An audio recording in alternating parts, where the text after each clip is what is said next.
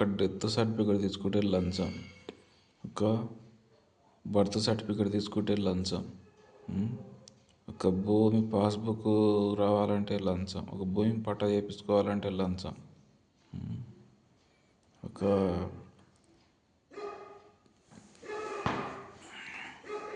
Caste income రావాలంటే లంచం, రైతు ఒక ఫర్టిలైజర్ అప్లై చేసుకోవాలంటే లంచం, మెడికల్ సర్టిఫికేట్ రావాలంటే లంచం, ఒక కాంట్రాక్టర్ రోడ్కు పనులు కావాలంటే లంచం, ఒక ఉద్యోగి ట్రాన్స్ఫర్ పెట్టుకోవాలంటే లంచం, ఒక ఎస్ఐ ఒక సమస్య పరిష్కారం చేయాలంటే లంచం,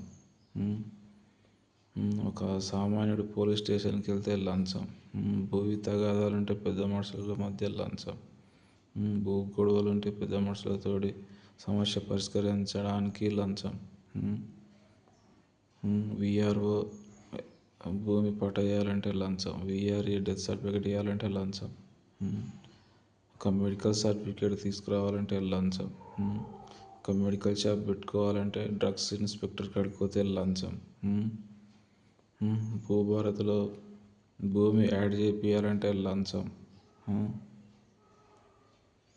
ఆబ్కారీ డిపార్ట్మెంట్కి వైన్ షాప్కి అప్లై చేస్తే లంచం, ఒక లైసెన్స్ రావాలంటే లంచం, ఒక రోడ్ కాంట్రాక్టర్ ఒక కాంట్రాక్ట్ లైసెన్స్ తీసుకుంటే లంచం, ఒక ట్రాన్స్పోర్ట్లో వెహికల్ నెంబర్ తీసుకుంటే లంచం, ఒక మున్సిపాలిటీలో ఇన్కమ్ ట్యాక్స్ కడితే లంచం, ఇన్కమ్ ట్యాక్స్, ఇల్లు లైసెన్స్ తీసుకుంటే లంచం, ఐటీలో లంచం, ఎమ్మెల్యే లంచం, ఎంపీ లంచం, ఒక కాంట్రాక్టరు ఒక రోడ్డు పనులు స్టార్ట్ చేయాలంటే ఏఈ కానించి ఏఈ లంచం, మున్సిపాలిటీలో చూస్తే ఒక వాటర్ కనెక్షన్ తీసుకోవాలంటే లంచం, ఒక విద్యుత్ కనెక్షన్ తీసుకోవాలంటే లంచం, ఒక డ్రైనేజ్ పర్మిషన్ తీసుకోవాలన్నా లంచం, ఒక ఇల్లు పర్మిషన్ తీసుకోవాలన్నా లంచం, ఒక భూమి ఒక ప్లాట్ కొనాలన్న బ్రోకర్కి లంచం, తీసుకునేవాడి దగ్గర లంచం, అమ్మేవాడి దగ్గర లంచం, ప్లాట్లలో బ్రోకరిజం, ఒక భూమి పట్టా చేయించుకోవాలన్నా లంచం, ఒక ప్రాజెక్టు స్టార్ట్ అయితే పర్మిషన్ ఇవ్వాలన్నా లంచం, తీసుకోవాలన్నా లంచం, ఏఈ లంచం, తర్వాత ఎంఈ లంచం, ఒక కార్పొరేట్ కాలేజీ స్టార్ట్ చేయాలంటే పర్మిషన్ తీసుకోవాలన్నా లంచం,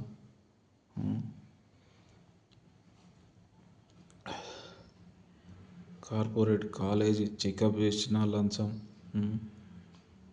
ఒక స్టూడెంట్ బయట దేశం పోవాలంటే పాస్పోర్ట్ కావాలన్నా లంచం, ఒక హాస్పిటల్స్లో చెకప్ చేయించుకోనికి పోతే పర్మిషన్ తీసుకోవాలన్నా లంచం, ఒక ఆరోగ్యశ్రీ అప్లై చేసుకోవాలన్నా లంచం, ఆరోగ్యశ్రీ రావాలన్నా లంచం, ఒక రిటైర్డ్ ఆఫీసర్స్ పెన్షన్ అప్లై చేయాలన్నా లంచం, పెన్షన్ తీసుకోవాలన్నా లంచం, ఒక జాబ్కి అప్లై చేస్తే లంచం, ఒక జాబ్ రావాలంటే లంచం, ఒక ట్రాన్స్ఫర్ పెట్టాలంటే లంచం, సేమ్ ప్లేస్లో ఉండాలంటే లంచం, ప్రమోషన్లకు లంచం, కోరిన కాడ ప్లేస్ ఉండాలంటే లంచం, పిఏ లంచం, ఎమ్మెల్యే లంచం, ఎంపీ లంచం, ముఖ్యమంత్రి లంచం, ఒక ఇంజనీరింగ్ కాలేజ్ కట్టాలన్నా పర్మిషన్ కావాలన్నా లంచం, ఒక ఇంజనీరింగ్ కాలేజ్ అటానమస్ చేయాలన్నా లక్షల కోట్లు లంచం, ఒక ఎస్ఐ ట్రాన్స్ఫర్ పెట్టుకోవాలన్నా 20 లక్షల లంచం, ఒక డిఎస్పి సేమ్ ప్లేస్లో ఉండాలన్నా లంచం, ఎస్ఐ నుంచి డిఎస్పికి ప్రమోషన్ రావాలన్నా లంచం, ఒక ఐఏఎస్ ఆఫీసర్కు ప్రమోషన్ ఇవ్వాలన్నా లంచం, ఎంఆర్ఓ ఒక పాస్బుక్ మీద సంతకం పెట్టాలన్నా లంచం,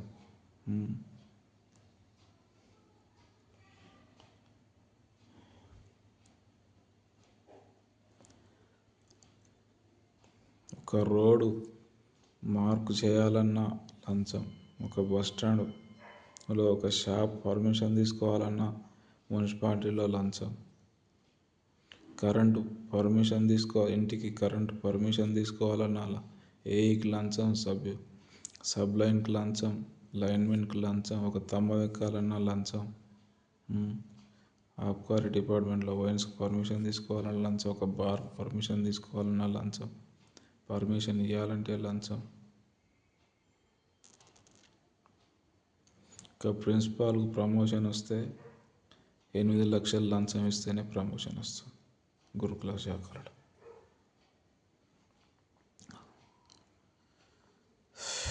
కాంట్రాక్టర్లో ఉద్యోగాలు తీసుకోవాలన్నా లంచం.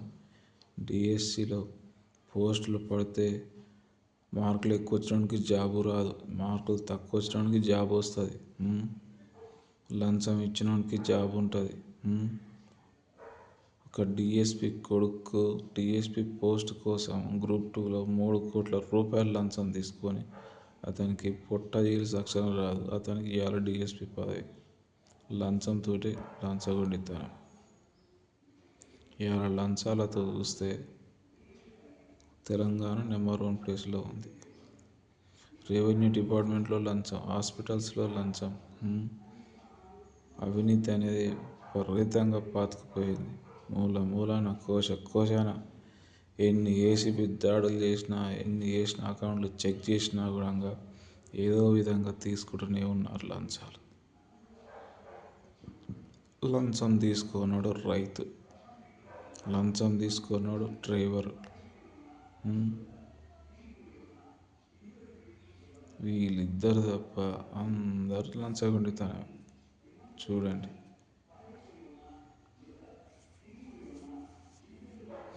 బస్టాండ్లో పార్కింగ్ ప్లేస్ పోతుందని పార్కింగ్ కోసం పర్మిషన్ కోసం లంచం, ఒక షట్టర్ కోసం లంచం. బస్టాండ్లో ఒక కాంట్రాక్టరు ఒక రోడ్ పర్మిషన్, ఒక సీసీ రోడ్కు పర్మిషన్ తీసుకుంటేందుకు అది లంచం. ఏఈకి లంచం, సబ్ ఇంజనీర్కి లంచం, సైడ్ ఇంజనీర్కి లంచం. ఇంతమందికి లంచాలు ఎంచుకుంటూ పోతే 40% వాళ్ళకి చేయి తడిస్తేనే 60% మిగులుతుంది. ఇంకా మెటీరియల్ ఎక్కడి నుంచి వస్తుంది, ఏం పెడతాడు అతడు? మొత్తం సీసీ రోడ్లు మొత్తం సిమెంట్ వేయక, ఇసుక నాణ్యతమైనది లేక, నాసి రకం సిమెంట్ వేసి సీసీ రోడ్లు వేసి తూతూ మంత్రంగా ఫోటోలు దింపి బిల్లులు పాస్ చేసుకొని పోతే 6 నెలల కల్లా మళ్ళీ సీసీ రోడ్ మొత్తం పగిలిపోతుంది, నాణ్యత లేకుండా పోతుంది. ప్రజాధనం మొత్తం వృధా అయిపోతూ ఉంది. ఎందుకు పర్మిషన్లు ఇస్తున్నారు? ఎలా సంతకాలు పెడుతున్నారు అంటే లంచం తీసుకొని పర్మిషన్లు ఇస్తూ ఉన్నారు. ఇవాళ ఒక రోడ్ వేస్తే, డామర్ రోడ్ వేస్తే మినిమం అది ఒక 6 నెలలు ఉండట్లేదు. వర్షం వస్తే మొత్తం కొట్టుకుపోతుంది. కనీసం దాన్ని తవ్వి కంకర పరిచి ఇసుక పరిచి రోడ్ వేయాలి. పనులు జరపకుండానే మీదంగా యథావిధిగా పరుచుకుంటూ పోతూ ఉన్నారు. అది రోడ్ ఏడికాడికి తవ్వితే పిల్లలు లేస్తుంది. అయినా కూడా ఇంజనీర్ వస్తాడు, చూస్తాడు, కొలతలు కొడతాడు, లంచం తీసుకొని సంతకం పెట్టుకొని కాంట్రాక్టర్ బిల్ పాస్ చేసుకొని వెళ్ళిపోతాడు. యథావిధిగా చూస్తే రోడ్డు మాత్రం 6 నెలలకే వర్షం వస్తే మొత్తం నాశనం అయిపోతుంది. ఇలా ప్రజాధనం మొత్తం వృధా అయిపోతుంది. వ్యవస్థ ఎటు పోతుంది, ఎక్కడ మారుతుంది, ఎట్లా మారుతుంది? ఇలా మొత్తం లంచాలమయం అయిపోయాక రూపాయి విలువ పడిపోతుంది. దేశం మొత్తం భ్రష్టు పట్టిపోతుంది. దేశం మొత్తం నాశనం అయిపోతుంది. ఒక్క రాజకీయ నాయకుని కన్నా మతి లేదు.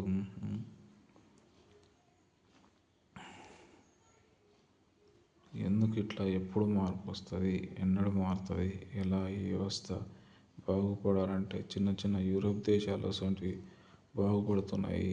ఎంతో నెంబర్ 1 పొజిషన్కి వచ్చినాయి. లక్సెంబర్గ్ ఇవాళ $192,000 ఆర్థిక అభివృద్ధి పురోగతి సాధించి ఇలా నెంబర్ 1 ప్లేస్గా ఉన్నది. చిన్న దేశం, 50 లక్షలు ఉన్నటువంటి జనాభా. ఆ దేశంలో చూస్తే మొత్తం ఫ్రీ బస్సు, ఫ్రీ ట్రైను, ఎక్కడ తిరిగినా ఫ్రీ ట్రైన్, ఫ్రీ విద్య. ఉద్యోగాలు చూస్తే ఒక్కొక్కరికి 2 కోట్ల జీతం నెలకు. మన దేశంలో ఉద్యోగం కోసం కొట్లాడుతున్నారు. నిరుద్యోగం విలేతాళం చేస్తుంది. ఎప్పుడు మారుతారు? ఎలా మారుతుంది ఈ వ్యవస్థ? అందుకని యువతలో మార్పు రావాలి, విద్యా విధానంలో మార్పు రావాలి. వైద్య విధానంలో మార్పు రావాలి. వైద్య విధానంలో ఎలా మార్పు వస్తుంది? కార్పొరేట్ హాస్పిటల్స్ మొత్తం మన రాజకీయ నాయకుల చేతుల్లోనే ఉన్నాయి కదా. విద్యలో మార్పు ఎలా వస్తుంది? మన కాలేజీలు, ఇంజనీరింగ్ కాలేజీలు, మెడికల్ కాలేజీలు, తర్వాత schools, Narayana schools, Chaitanya schools, Gayatri schools, తర్వాత ఇవన్నీ రాజకీయ నాయకుల చేతిలోనే ఉన్నాయి కదా. ఎలా మార్పు వస్తుంది? ఎట్లా మార్పు వస్తుంది? ఉన్నాయి మొత్తం వాళ్ళ చేతిలోనే ఉన్నాయి. మార్పు రాదు, ఇంతే. అందుకనే యువత మేలుకోవాలి. మామూలు మిడిల్ క్లాస్ వాడు మంచిగా చదువుకొని జాబ్ కొడితే వానికి హైయెస్ట్ మార్కులు వచ్చినా కూడా డబ్బు ఉన్నవాడు పోయి లంచం పెట్టి జాబ్ కొట్టుకొని వెళ్ళిపోతున్నాడు. వీనికి ఏదో ఒకటి సాగు చెప్తాడు, వీనికి జాబ్ ఇవ్వట్లేదు. వీడు ఆత్మహత్య చేసుకొని వీడు చనిపోతాడు. వాడి కుటుంబం మిడిల్ క్లాస్గానే ఉంటున్నాడు. డబ్బు ఉన్నాడు వెళ్ళిపోతున్నాడు. వాడికి జాబ్ వచ్చినాక వాడు ఏం చేస్తాడు? నేను ఎంత డబ్బు పెట్టినా నేను ఎట్లా సంపాదించుకొని లంచాలు తీసుకోవడం స్టార్ట్ చేస్తాడు. లంచగొండితనం ఇంకా పెరిగిపోతా ఉంది, గేడ తగ్గుతూ ఉంది. గ్రూప్ 1లో ఎగ్జామ్ నడుస్తే గ్రూప్ 1లో చూస్తే లంచాలు, పేపర్ లీకేజీలు, ఒక్కొక్క ఉద్యోగం 3 కోట్లకు అమ్ముకుంటున్నారు. 500 జాబులు 1500 కోట్ల స్కామ్ జరిగింది. టీఆర్ఎస్ హయాంలో గ్రూప్ 2 పేపర్ లీకేజీలు ఒక్కొక్కరి దగ్గర 20 లక్షలు వసూలు చేసారు వాళ్ళు. వాడు 20 లక్షలు వసూలు చేస్తే వీడు కోట్లు వసూలు చేసాడు. వాడు గుడినే మింగితే వీడు గుడి లింగాన్ని మింగాడు. చూడండి ఎంత మోసం, లంచగొండితనం, దగతనం, మోసపూరితనం. ఇంకా పేదవాడు ఎప్పుడు పెద్ద అవుతాడు, ఎప్పుడు చదువుకుంటాడు? ఇవాళ ఒక ఇంజనీరింగ్ కాలేజీలో చదువుకోవాలంటే సంవత్సరానికి 4 లక్షలు ఖర్చు అవుతుంది. ఇవాళ 4 సంవత్సరాల కోర్సు కంప్లీట్ అయ్యేదాకా 12 లక్షలు 13 లక్షలు ఖర్చు అవుతుంది. ఇలా సామాన్యుడు ఎలా చదువుకుంటాడు? ఇంజనీరింగ్ ఎలా అవుతాడు? డాక్టర్ ఎలా అవుతాడు? ఒక్క డాక్టర్ కావాలంటే మినిమం 1,20,00,000 అవుతుంది మేనేజ్మెంట్ కోటాలో సీట్లు. ఇవాళ ఒక నీట్ కూడా పేపర్ లీకేజీలు జరుగుతూ ఉన్నాయి. అది లంచగొండితనమే. చూడండి వ్యవస్థ ఎట్టు పోతుంది, ఏమవుతుందో. అందుకనే యువతలో మార్పు రావాలి, ఓటు వేసే విధానంలో మార్పు రావాలి. Thank you.